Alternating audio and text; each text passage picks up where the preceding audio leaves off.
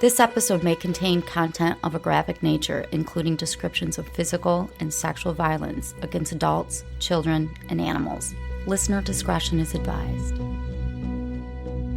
Hi everyone, I'm Talia. And I'm Tanya. And together we are Crimes and Consequences, a true crime podcast.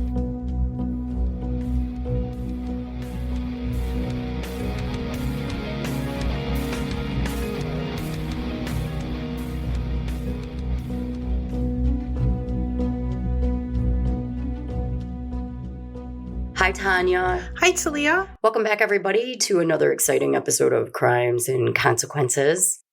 Today, I have a story that I'm going to just go out on a limb and say nobody's ever heard before. Ooh, good. I got my information from the court records, and I only found one article on Google about this case. But I really thought it needed to be heard. There must be some crazy shit happening. There's some crazy shit. I never once thought that the famous songwriter and singer Billy Joel would ever be accused of murder. What? Well, let me explain. Please do. But before I start, I want to ask everybody to hit the subscribe or follow button, whatever on your app, and let's do it. Let's do it. I guess I should acknowledge that I have a cold. Yes, you're a little nasally. But the world doesn't stop when someone gets a cold, and neither am I. You ready? Yep. In the summer of 1981, 35-year-old Marie Moore managed this chaotic household that was always filled with her 12-year-old daughter Tammy's adolescent friends. They're coming and they're going. The former telephone operator rented a 2-story home on Madison Avenue in Paterson, New Jersey. She lived there with her 50-year-old roommate, Mary Gardullo. Okay, so Marie's a single mom.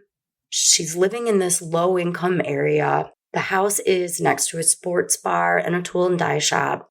She's splitting rent with her friend Mary. And not only does she have her 12-year-old daughter, Tammy, living with them, she is also responsible for the care and custody of one of her friend's daughters, 12-year-old Harriet. I'm not going to say her full name. In addition, Theresa Feury, Marie's goddaughter, she was a 12-year-old orphan.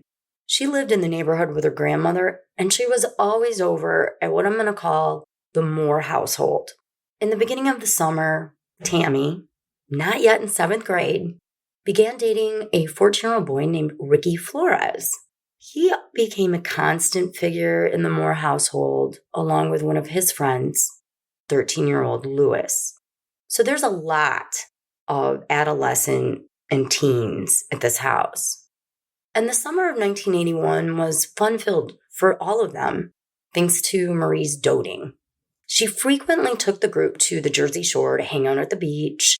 They also went to amusement parks and bowled at the local bowling alley.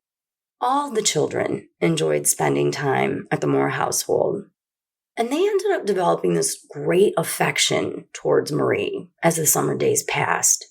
Such was their affection for her that they started referring to her as Ma. But as the days grew shorter and the nights grew longer, things began to change at that Madison Avenue home. Although school started, Ricky, Teresa, and Lewis continued to visit the household on a daily basis. Now remember, Tammy lives there, and so does Harriet, under the care of Marie. On one occasion, while all 5 adolescents were just hanging out and chilling in the living room, Marie gathered them around and she said she had to tell them a secret. Her ex-husband, Tammy's father, was in fact none other than the famous singer-songwriter Billy Joel. Stop it. I wish I could. This is his secret love child? Yes. And secret marriage? Yes. Okay. It's around the time he's dating Christy Brinkley or married to Christy Brinkley. It's a little before his Uptown Girl time. After telling them all this about Billy, she said Billy was planning on soon visiting the household. He wanted to establish some order there. He felt there was just too much chaos going on, and he wanted to personally straighten things out himself. Now you wonder, how did he know what was going on there? Well, according to Marie, he had cameras and microphones hidden around the house. Of course he did. Billy didn't like what he was seeing and hearing, so he was going to come back to the house, he was going to fix it all up, and then he was going to help celebrate the new engagement of 12-year-old Tammy and 14-year-old Ricky. Come on. Because they had decided to marry. It's ridiculous, right? It's fucking ridiculous. It's ridiculous because I just can't see Billy Joel sitting there monitoring them 24/7. Doesn't he have shit to do? Well, I'll explain. Okay. As you can imagine, the children were very confused, and they didn't know what to think of all this. I mean, Billy Joel in 1981, he was a superstar and also Tammy's father. Obviously, we know this isn't true. In fact, Marie had never been married, and Tammy's father was unknown. But Tammy believed her mom and became convinced Billy Joel was her biological father. And in case the children had any doubts to Marie's veracity, those went away minutes later when the living room phone rang. Marie answered it and acknowledged to the children that it was Billy Joel on the line. Because he's watching them. And now he's calling them. Mm-hmm. During the course of this alleged conversation with Billy Joel, Marie relayed to the children what Billy was saying to her. He was very displeased with the mess and the lack of structure that he was seeing, and he insisted that all the children, not just Tammy and Harriet who lived there, but all the children be assigned daily chores and tasks. If they did not complete them properly, there would be dire consequences. Apparently, the famous singer had recently joined the New York Mafia. Oh, okay. And he was now mingling with some very dangerous men. And these men would bomb the Moore household or the children's family if they disobeyed any of Billy's instructions. Everyone except Tammy would be punished. Tammy was exempt from any punishment and any chores. Furthermore, Billy Joel designated 14-year-old Ricky to be the enforcer of his rules. This is ridiculous. I am trying to keep it together as I tell this story. Since Ricky planned on marrying Tammy and being the man of the house, he needed to prove himself to Billy. From then on, every day, before and after school, Ricky, Teresa, and Louis came to the Moore household, and they did whatever tasks Billy instructed them to do. All the children and Marie's 50-year-old roommate Mary were convinced that Marie was, in fact, speaking with the piano man on the phone. Tanya, stop it. It is just so fucking dumb. But they're young. I mean, they believed it. Right, it's ridiculous to us, but they're like, whoa, shit. Right. Billy Joel wants me to do this. I get why the kids were tricked. I mean, you don't expect your mom to make up some bullshit like this either. So she's respected by the kids. I can get that, but it's fucking ridiculous. So dumb. They didn't realize that Marie, having previously worked as a phone operator, used techniques she learned there while at the phone company to make her phone ring and appear as if it's just an ordinary outside call. Now, one day after school, while Ricky, Teresa, Harriet, and Louis were busy doing their daily chores, the phone rang. Marie ostensibly spoke to Billy, who instructed the children to recite the list of rules they'd been given earlier that morning. If one of the children didn't do it correctly, Ricky was ordered to hit them with a bat. Oh my God. Thus began the cycle of punishments in the Moore household that would lead to the torture and death of a child 1 year later. Abuse, disguised as harsh discipline, was now a daily occurrence for Harriet, Teresa, and Louis. And again, Teresa and Louis didn't even live in that household. But they came there every day voluntarily out of fear of the consequences to their family and Marie if they didn't. Can you imagine your child coming to you and being like, look, I know I've been going over Tammy's house, but her mom's ex-husband is Billy Joel, and he gave us this list of chores, and if we didn't do it, we'd be punished. You'd be like, what? No, I can't imagine. When the abuse first started, it was originally focused primarily on 12-year-old Harriet, Marie's goddaughter, whom I don't know much about. I just know she was left in Marie's care. And again, everything I'm going to tell you is really all there is to know. Harriet bore the brunt of the punishments, which eventually turned into torture. 13-year-old Lewis's abuse was lessened somewhat because his family lived close by, and his parents gave him a curfew, so he had to be home at a certain time. Towards the end of October, as the abuse began to escalate, Marie realized that Lewis's family might catch on to the household abuse. As they were actively involved parents, they paid attention to Lewis and his whereabouts. Marie let Lewis know that Billy Joel wanted him to leave the house permanently. But before he left, on the orders of Billy, Ricky punched Lewis in the nose as a reminder to keep his mouth shut. Around the same time, two important events occurred in the Moore household. First, Ricky ran away from home and began permanently living at Marie's house. And next, hang on tight, Tanya, Billy Joel began to speak directly through the body of Marie instead of using the phone. What? Do you need me to repeat that? Like a spirit, sort of? Billy Joel became embodied. Ah, okay. What the fuck, dude? These two occurrences were the key to upping the physical violence into sexual torture. And here's how it started.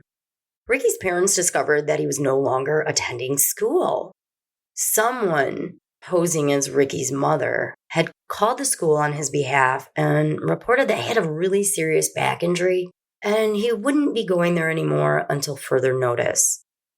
Ricky's parents, the Florises, they knew it was Marie, and they were furious. Ricky was immediately grounded and permanently prohibited from ever going back to the Moore household. His parents began escorting him to and from school. And on multiple occasions, his mom spotted Marie in her Ford Pinto following her and Ricky to and from school. My mom had a Pinto. It was green. I know, they were always like green or diarrhea brown or something. Marie just couldn't let Ricky go. Not long after, Ricky snuck out of his house, hopped into Marie's Pinto, which was waiting around the corner, and was brought back to the Madison Avenue home. In 14-year-old Ricky's mind, he had to do this to protect his family from Billy Joel and his mafia henchmen. Almost immediately after bringing Ricky home, Marie left to do some errands. Upon her return, she shared a chilling tale to her roommate Mary, Harriet, goddaughter Teresa, her daughter Tammy, and Ricky. And this is a doozy. I can't wait. While she was out, a group of men forced her Pinto off the road.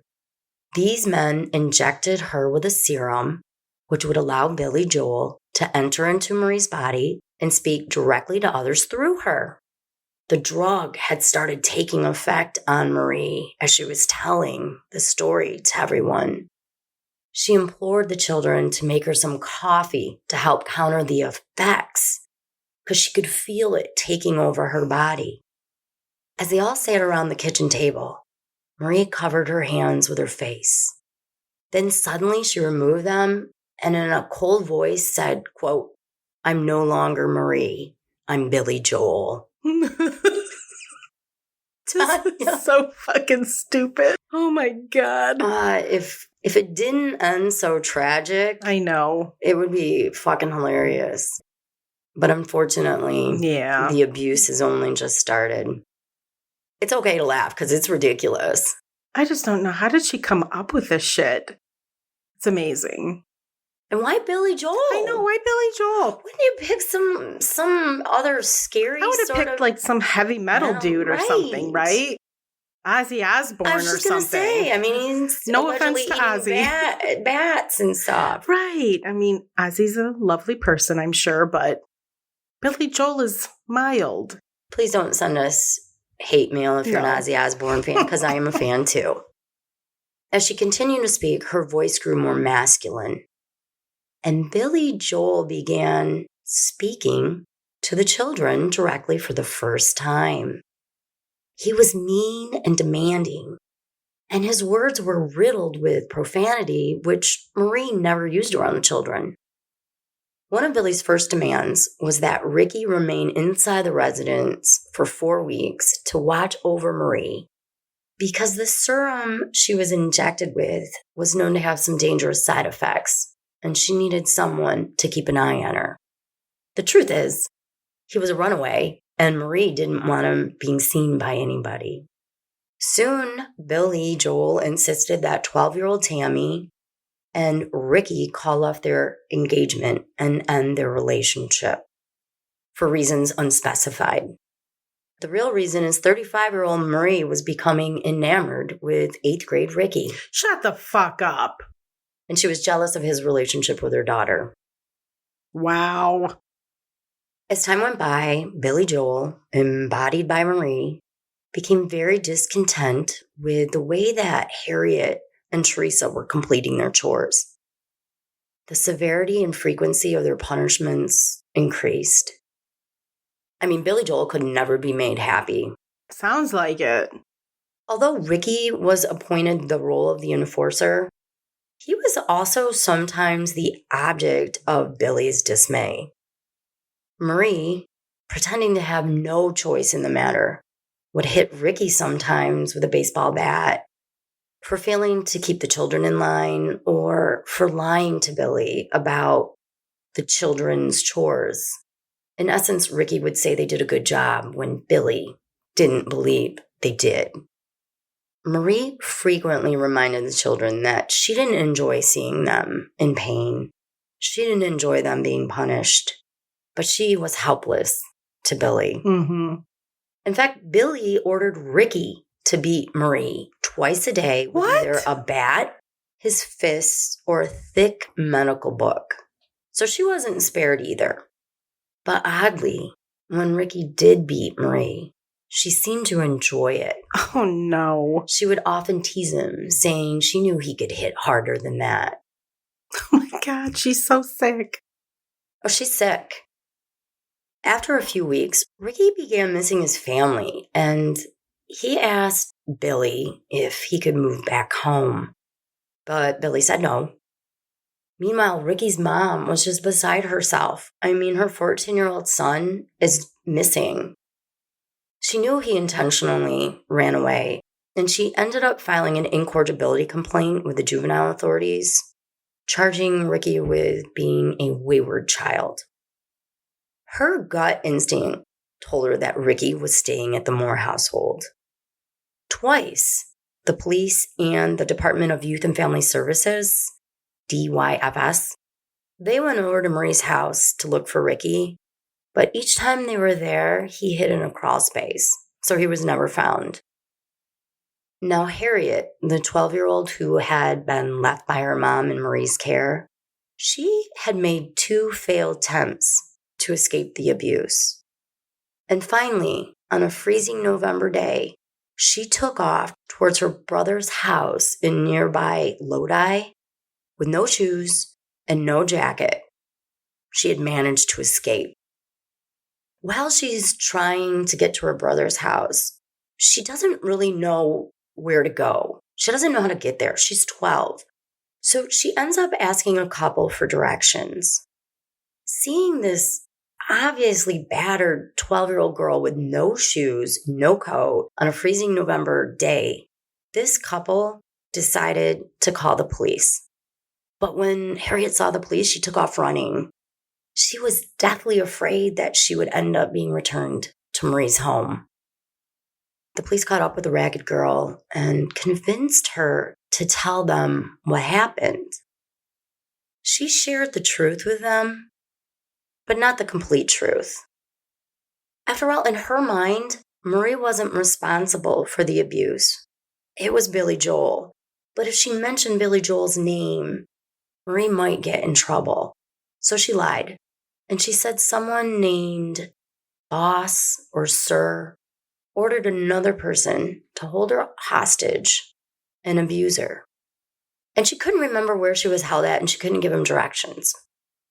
The police took Harriet to the hospital for an examination, and it revealed extensive beatings, bruises, and she'd clearly been the victim of systematic abuse. She ended up being in the hospital for an entire week. Oh my God. I mean, this is real hardcore being beat with a bat abuse. During that week, she ended up confiding in a DYFS social worker about the abuse that she endured at the hands of Ricky.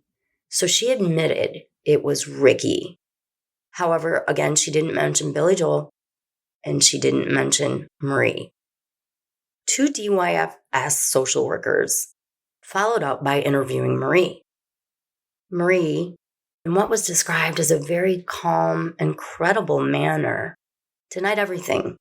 She claimed to have no clue where Ricky was and suggested that maybe Harriet was just fantasizing the whole thing. She was fantasizing bruises. Well, that was the dilemma that the caseworkers found themselves in, because Marie seemed so convincing, but they knew Harriet was clearly the victim of prolonged abuse. Not really knowing what to do, they ended up recommending that Harriet not be returned to the custody of Marie, and also that Marie not face any charges. So now the Moore household is comprised of only Marie, her daughter Tammy, 50-year-old roommate Mary, and Ricky. 12-year-old Teresa, who lived down the road with her grandma, continued to come over every day and be subjected to the abuse.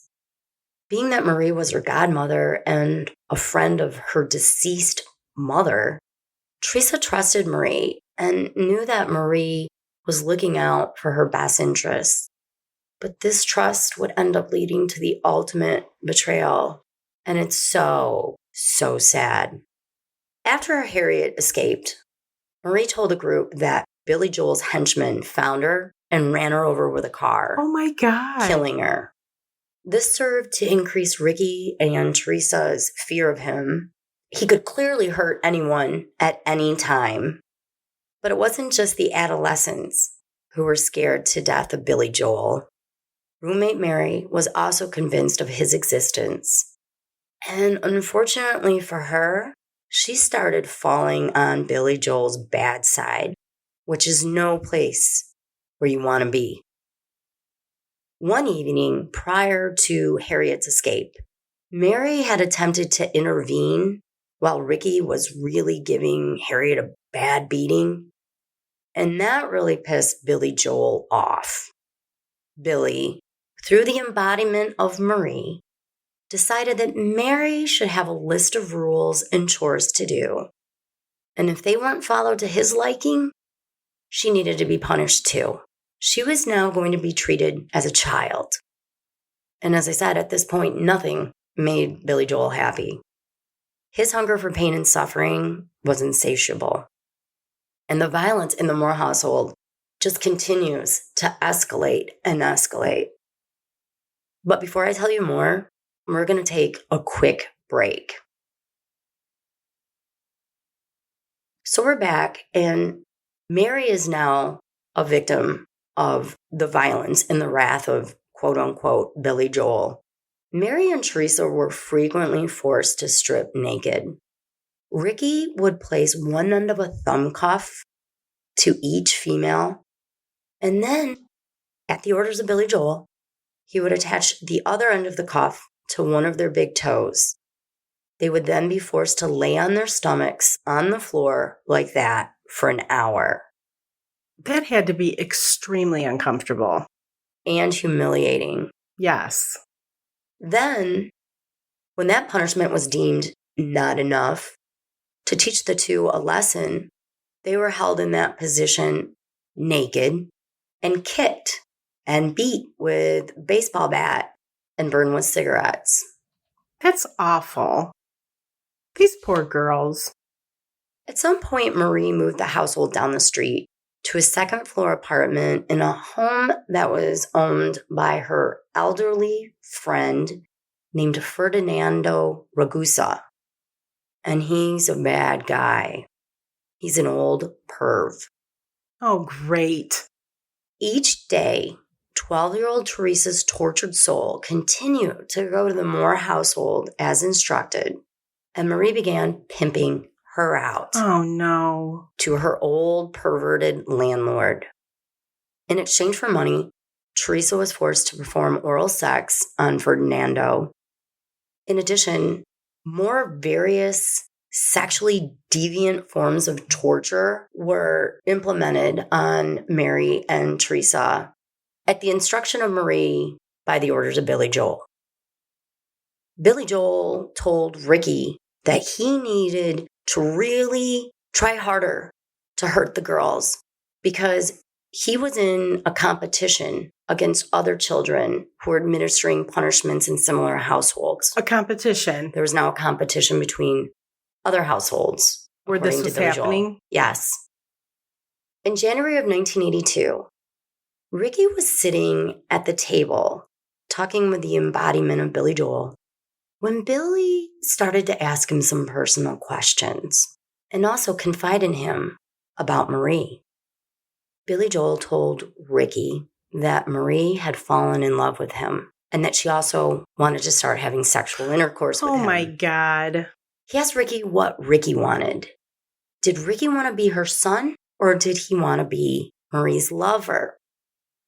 Ricky, who'd been calling Marie Ma, told Billy that he thought of Marie as a mother figure, not a lover. Billy warned the boy to think twice about hurting Marie's feelings because the last two men that did got their asses beat by Billy Joel's henchmen. Even though he's her ex-husband. He doesn't want to see her hurt. That's when 35-year-old Marie and 14-year-old Ricky became lovers. Unfucking believable. This is so gross. I know, and he was calling her Ma. I know. I mean, that's just fucking perverted. More time went by, and the torture of Mary and Teresa continued until May 31st, 1982, when Mary escaped the Moore household. Marie controlled Mary, obviously, by this point. She would drive Mary to the woman's part-time job, and then she would pick her up. But one day, Mary lied to her and said, "I need a ride to work." She didn't really work that day. She actually just went in to use their phone, and she ended up calling her siblings and begging them to come pick her up. They did, and they drove her directly to the Toms River Police Department. There, a detective named Tom Kerwin, he ended up speaking with Mary for 3 hours, where she described the beatings and the sexual abuse she received at the hands of Ricky. I don't know what Mary's sexual abuse was. It really didn't go into detail. I just know that she was the victim of extreme sexually deviant violence. Mary never mentioned Billy Joel in the mix.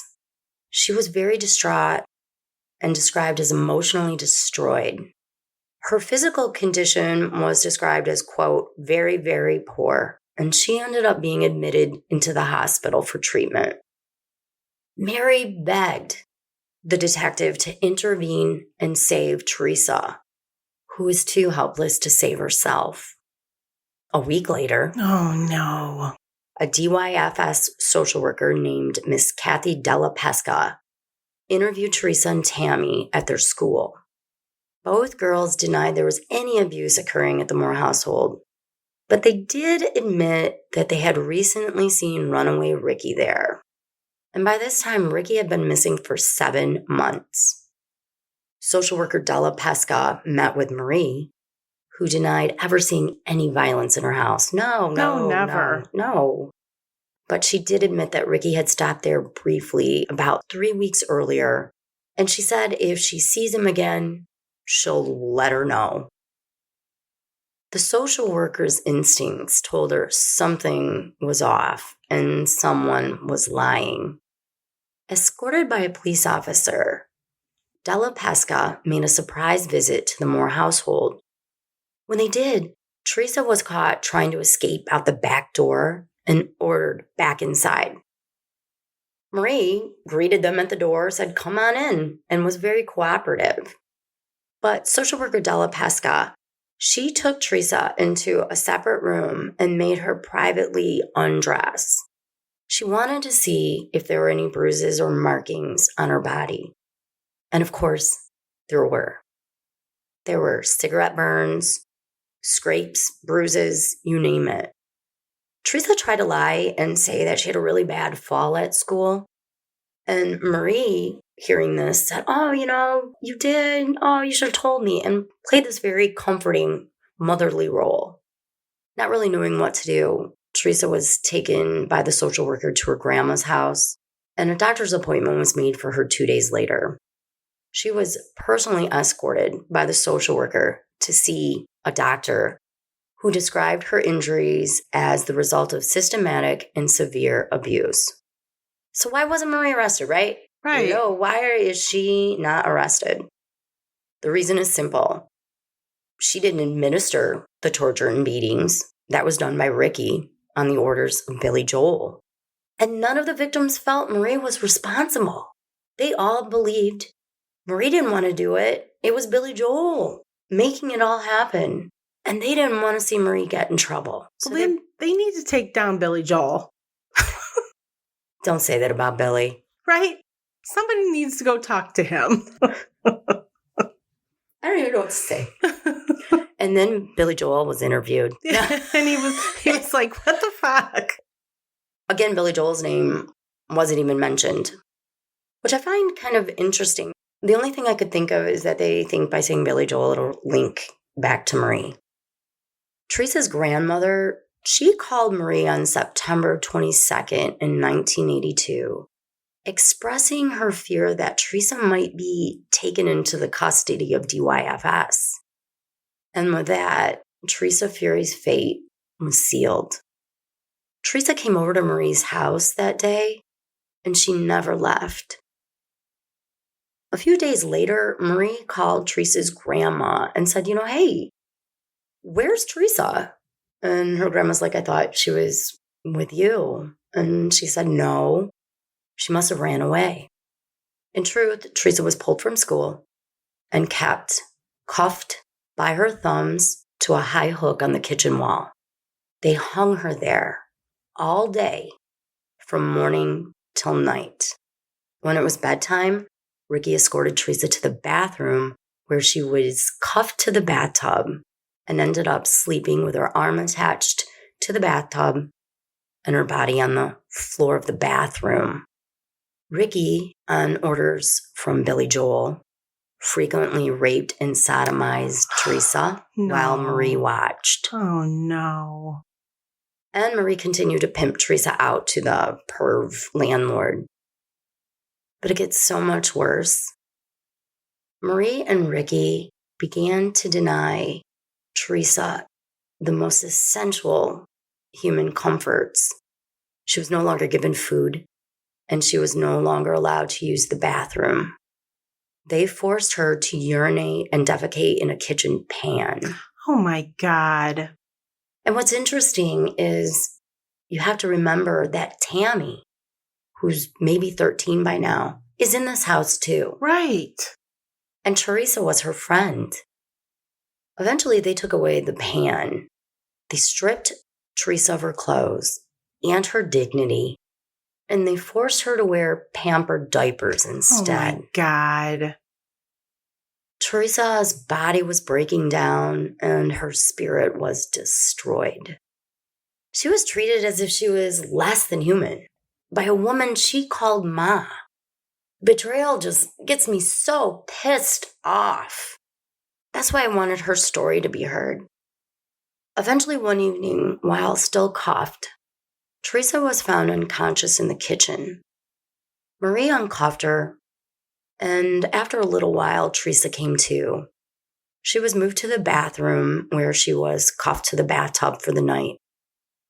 The next morning, Marie asked Ricky to remove Teresa from the bathroom so that Tammy could get ready for school. Oh my God. Ricky did this every morning. This had become a routine, and this had been going on for over a month. He would release Teresa from the tub, permit her to walk down to the kitchen, where he would recuff her. Following his customary procedure, Ricky uncuffed Teresa. But this time, the child, who'd been laying face down on the floor, didn't get up. Ricky tried to lift her up by her shoulders, bringing her to her knees. When he let go of her, he thought she would be able to hold herself up, but instead Teresa fell. She ended up striking her head on the bathtub, and then from the bathtub, her head bounced onto the floor. He dragged her into the hallway and decided to check to see if she was still breathing. He could hear faint moans coming from her, but then those moans stopped. For some reason, and I'm not sure if he was trying to perform CPR or what, but he pushed down on her stomach, producing a noise that, quote, sounded like someone going to the bathroom. I'm assuming air was coming out of her, I'm guessing. Ricky turned to Marie and said, Teresa's dead. After seeing Tammy off to school, poor Tammy. Because Tammy, by the way, never participated in any of the abuse. Although she didn't receive any abuse, being in that house is abuse enough. Marie ordered Ricky to place Teresa's body in the bathroom crawl space while she went to the store to purchase 8 rolls of duct tape, large garbage bags, a garment bag, and some lime. Oh, no. A garbage bag was placed over Teresa's head, and then another one was put over her legs. She was then wrapped in 8 rolls of duct tape and then placed inside the garment bag. Ricky put Teresa's bagged and taped body in the part of the attic where the slanted roof met the 3rd floor ceiling, and then he covered it with insulation. When Tammy came home from school that day, Marie told her that Teresa died, which Tammy had suspected, and that her body had been sent to Billy Joel in New York City. What? She had to tell her where Teresa went. And remember, this was all Billy Joel was wanting. Right. 7 months later, in May of 1983, Marie moved the household again and took Teresa's body with her. Oh, no. A hole was made in one of the bedroom walls, and Teresa was placed in the crawl space there. Then Marie and Ricky, they nailed a piece of wood over the wall and then put wallpaper all over the room to conceal what they had done. The 13-year-old girl's body would remain there for 6 more months before happenstance intervened and unweaved the lies of Marie. In the summer after the murder, Marie, posing as Ricky's mother, who was widowed, brought him to the Haband clothing factory and helped him get a job as a maintenance worker there to help supplement her income. She wanted Ricky to get to work. Well, she doesn't have Mary anymore. She needs some money, right? That's a very good point. Marie dropped Ricky off in the morning, and she would pick him up when his shift was done. She had complete control over him. She even told his personal manager to make sure that no one else but her ever picked Ricky up. By a strange twist of fate, Ricky's older brother Philip, who repaired typewriters, he was sent to the Haband factory on a service call. When he was there, he spotted what looked like his brother from afar. He rushed home, he picked up his mom, and he returned to the factory. He asked the front office if that was indeed Ricky, and they said it was. And they paged Ricky to come to the front. When Ricky came out from behind the counter, he saw his family standing there, and he said, quote, "Oh my God, Mom," and then he ran away. Philip chased after him, but he didn't end up catching up with Ricky. Ricky's mother immediately called the police, and they were able to track Ricky based on his employment application. They knew where he lived. When they got to Marie's house, they found Ricky hiding under the sink. and he was immediately arrested and charged with incorrigibility. Marie was ordered to stay away from Ricky, and charges were filed against her in July for having sex with a minor, endangering the child welfare of a minor, Ricky, and interfering with Ricky's custody. Of course, she remained free on bond. But Marie couldn't stay away from Ricky. Oh, no. Many times she was caught following him, and she would have others deliver him messages that ranged anywhere from "I love you" to threatening him and threatening to turn him in to the police for murder. She was deathly afraid that Ricky would end up squealing and telling the truth about what happened to Teresa. She was so afraid that she plotted and planned to frame him for it and asked Tammy to go along with what she concocted. On December 17th, Marie called the police to tell them that her daughter Tammy had just confided in her that Ricky had repeatedly raped her and that Tammy had witnessed him murdering Teresa. When Tammy was interviewed by the police, she confirmed all of the allegations and added that she had seen Ricky repeatedly torture and murder Teresa with her own eyes. On that same day, Marie, wanting to help the police out, went to her former Madison Avenue home and pointed out different depressions in the backyard where she thought Ricky might have buried Teresa. A public works crew even dug up the yard, but of course, they found no body. Marie then suggested that they search the crawl space of the home, which they did.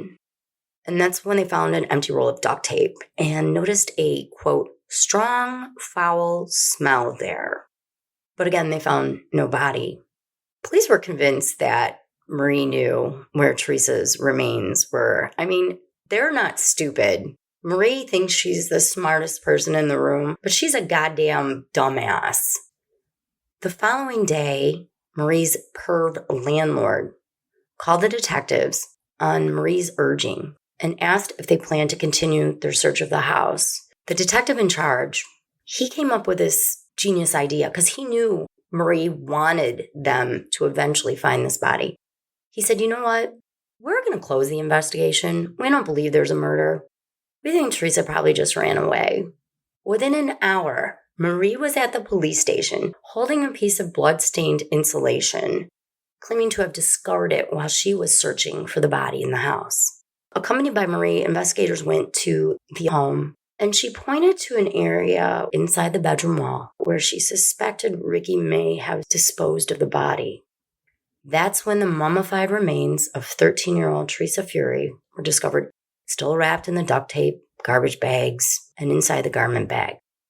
An autopsy on Theresa Feury revealed that the blow to her head and her face from being dropped and hitting the bathtub and then the floor would have caused her death, but not right away. She may have been alive for 4 to 8 hours after the injury, which means she was still alive when the garbage bags were placed over her and the duct tape was wrapped around her, and may have been alive when she was put in the garment bag. There was not enough soft tissue remaining to determine whether she had suffocated to death, so the medical examiner could only say that was a possibility. Both Ricky and Marie were arrested. Marie was interviewed. She claimed she couldn't remember what happened to her when Billy Joel embodied her, and she desperately wanted to get rid of this personality inside her. But then Marie began to fear that she might go, quote unquote, to the crazy house. And she didn't want that. She admitted that Billy Joel, he was just someone she had made up in her head. So soon after, Billy Joel just kind of left her body for good. I think at first she was trying to say she had multiple personalities. The prosecutor decided not to charge Ricky as an adult and entered a plea agreement instead that he would be charged as a juvenile with a maximum custodial term of 3 years. Damn. In return, Ricky agreed to testify against Marie, as did Mary, Harriet, Tammy, and Lewis. Marie was convicted of murder and sentenced to death. Oh my God. However, this death sentence was later overturned because the medical examiner couldn't determine that Teresa had suffocated to death, which would have meant Marie was involved because she got the duct tape and all of that. The court said that Marie wasn't directly responsible for Teresa's death. Are you kidding me? No. Had she suffocated to death, then Marie's death sentence would have been upheld. But in the end, Teresa died at the hands of Ricky. I guess. Yeah, but Ricky was only doing it Right. on the orders of Billy Joel, which was inside Marie's head. So tell me, Tanya, is that not one of the most fucked up, sad stories you've ever heard? I'm speechless. This is messed up. It's crazy. As far as I know, she's either incarcerated or dead. I couldn't find any information more That's than what crazy. I've shared with you. Because if the media had gotten a hold of this story, I'm sure it would have been everywhere. Maybe because it was 1981? Right. I don't know. That's insane. I feel so sorry for poor Teresa. I know. She suffered. That poor child. She just got dealt a bad hand. Well, that was a pisser. Yes. Thanks to Leah. You're welcome, I guess. I want to thank you guys all for taking the time to listen. And if you haven't done so, please hit the follow/subscribe button. And if you'd like to know more about the episode, you can visit our website, crimesandconsequences.com. And if you'd like to become a member, you can visit patreon.com/TNTcrimes. And if you do become a member, then you get extra episodes, commercial-free, early releases, all kinds of great stuff. We go live on Facebook twice a month and tell additional stories. So check it out. We also have an Apple channel. Yes. And you can get the same goodies there. I don't have Apple products, but Tanya says it's very easy to join. Absolutely. You just have to find our podcast and there's a subscribe button that shows up. You can also find us on social media. Yep. At Hardcore True Crime on Facebook and Instagram. And we also have merchandise. Yes. We got some shirts with our logo that say it's a pisser. It says, I hate people. I hate people. And I hate Marie. Yeah. I hate her. There's mugs and all kinds of goodies. So check it out if you're interested. And thank you all again so much. We really appreciate you guys. Yes. Until our next episode. Don't kill each other. Bye. Bye.